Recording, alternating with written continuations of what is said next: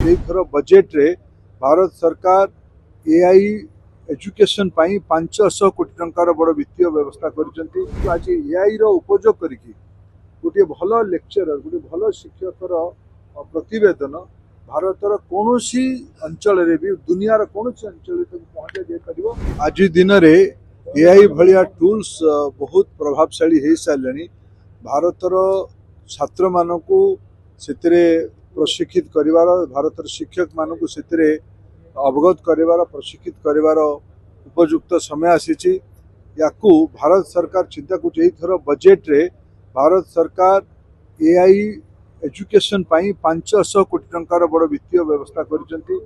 IIT गुडी को तार दायित्व दिया जाउची एआई को उपयोग करिक केमती भारतर स्कूल गुडी करे पढुतबा पिला मानकू पाठ्यक्रम गुडी को व्यवस्थित ढंग रे सहज रे उपलब्ध करा जाय परिबो। किमती शिक्षक मानकू आधुनिक विज्ञान साहित्य कला यार ज्ञान को जोड़ा जाय परिबो। आम राज्य रे जतिकी ज्ञान परंपरा अछि ताको अन्य राज्य को केमि लिया जाय परिबो, अन्य राज्यर ज्ञान को आम राज्य को केमि आना जाय परिबो। एउडे आग फिजिकली संभव नथिला, भाषा गोटे बाधक थिला, किंतु आज एआई रो उपयोग करिकी गोटे भल लेक्चरर गोटे भल शिक्षकर प्रतिवेदन भारतर कौनसी अंचल रे भी दुनियार कौनसी अंचल तक पहुंचा जाय परिबो। एआई टूल को उपयोग करिकी तार भाषा को अनुवाद करिकी यार सुविधा भारतीय विद्यार्थी मानकू पहुंचा जीवो। एटा भारत सरकार राज्य सरकार गुड़िकर लक्ष्य रही। तेणु आम एआई शिक्षा को स्कूल स्तर तथा उच्च शिक्षा स्तर में बढ़ेवा जोर दौचु। तेणु राष्ट्रीय शिक्षा नीतिर गोटे बड़ परामर्श अच्छी सब पिला माने पाठ को आसतु। केवल पाठ अर्थु समस्ते मेडिकल इंजीनियरिंग आउ उच्च शिक्षा को रिसर्च को जी कम से कम 12 क्लास पर्यटन 12 स्टैंडर्ड पर्यटन पिला माने जदि स्किल एजुकेशन से जोड़ी हेबे, जदि दक्षता सह कॉम्पिटेंसी डेवलप हम तेबे जाकि श्रम शक्ति रे लोक मानकर सकारात्मक योगदान रही। सबू पिला मानकू 12 क्लास पर्यटन मिनिमम पढ़ार व्यवस्था करा जिवार एक लक्ष्य भारत सरकार तार काम आरंभ करिछि।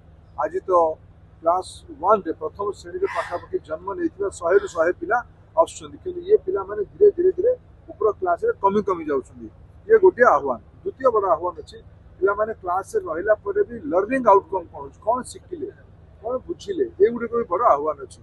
विशेष कर भारत सरकार केंद्र सरकार महत्व दौची सरकारी स्कूल गुड़िकर केमती श्रीवृद्धि करेगा। प्रधानमंत्री school for rising India PM Shri school भारतर शिक्षा प्रणाली रे नुआ पाठ्यक्रम ये सब को आगे रखा जाए पिला लर्निंग आउटकम को इम्प्रूव करने।